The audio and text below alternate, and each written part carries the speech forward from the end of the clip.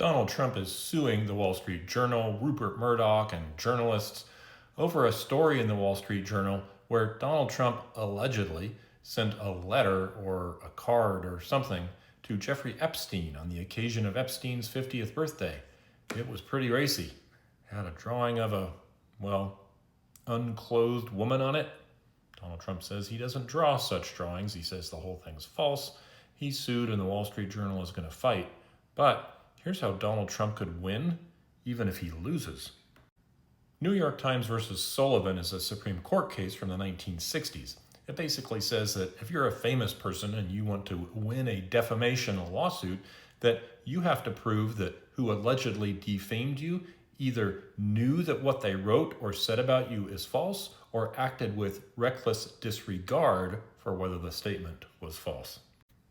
Knowing it's false is pretty simple. You knew it was wrong and you published it anyway. Reckless disregard, you didn't even bother to check. You didn't go through normal journalistic methods to even question whether the statements were true or false.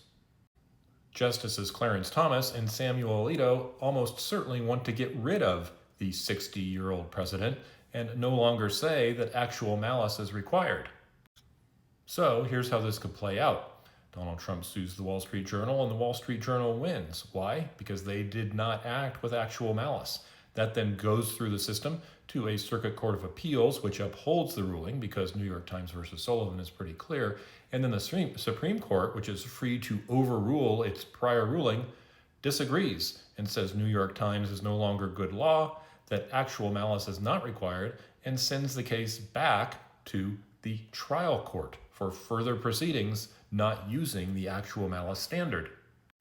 Now the district court goes through the case again, this time without an actual malice standard, and still finds in favor of the Wall Street Journal. So Donald Trump loses again, but the big prize was getting rid of New York Times versus Sullivan so that it's easier for him in the future to bring defamation cases. Is this the plan? I don't know. So far, everybody he's sued has settled. So we don't know.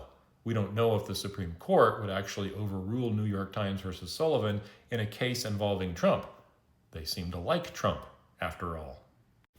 We'll see how it plays out, but at the moment, Dow Jones, the parent of Wall Street Journal, doesn't seem interested in settling. We'll see if that changes.